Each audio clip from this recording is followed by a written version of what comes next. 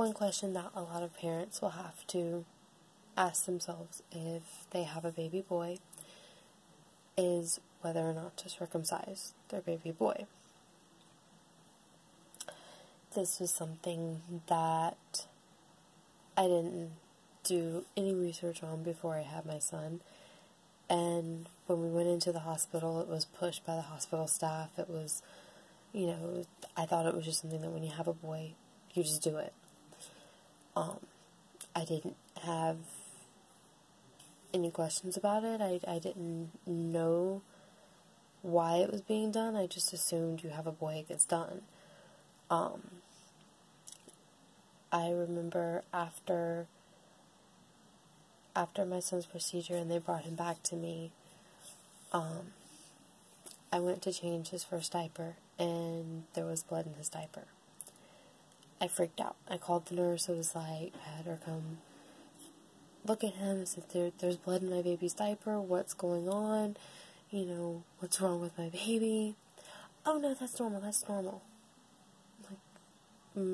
There's blood in my son's diaper. You're telling me that's normal? He's a tiny baby. You're telling me this is normal? She's like, oh yes, some bleeding is very normal. And I remember feeling in that moment that something wasn't right, that I had done something that I shouldn't have, that something felt wrong. I didn't know at the time that I even had a choice in the matter. A couple weeks later, I joined a mom's group on Facebook, and I don't remember why, but I got suggested to join their debate group, which is where you can talk about all the topics that are considered banned in the main group. And there was like a series of questions they asked me when I first joined this debate group, and one of the questions was my views on circumcision. Once those women found out that I had circumcised my son, they laid into me. I mean, some things that they said to me were extremely, extremely nasty, and they referred me to different pages. They referred me to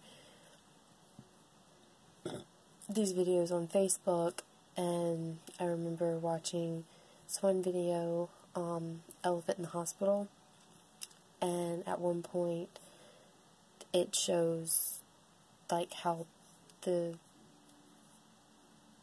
procedure is done, and you can hear the baby screaming, and I remember thinking to myself, I did that to my baby. And it was something that was really hard for me because I felt a lot of guilt, but I feel stupid because I didn't know I had a choice, and I didn't research that at all. I didn't look into it at all.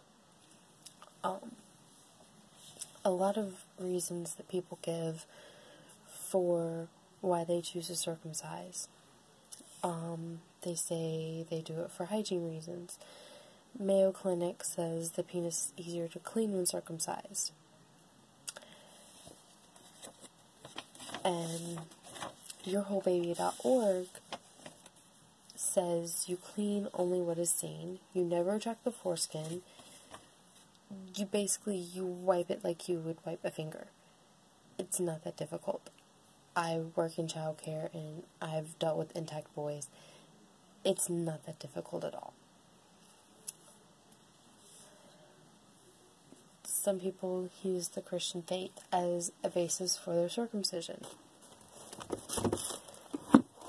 According to my Teen Study Bible NIV version, 1 Corinthians chapter 7, verse 19 says, circumcision is nothing and uncircumcision is nothing. Keeping God's command is what counts. Which, to me, basically states it doesn't matter if you circumcise your child or not. All that matters is following God. And another point that many people have made is, circumcision reduces risk of STIs. Having extra skin doesn't put you at a lesser risk of getting a sexually transmitted disease, especially one that is contaminated through bodily fluid. Unprotected sex does. as a mother, if I had to do it over, I would not have circumcised my son. If I have any sons in the future, I will not have them circumcised. I feel that is something that should be their choice, not mine. Fortunately, it's a decision that I can't get back. It's done. I can't take it back. And I feel very guilty for that. I just hope that maybe other parents won't do the same thing that I did. They'll research it better and they'll make a different decision than what I did.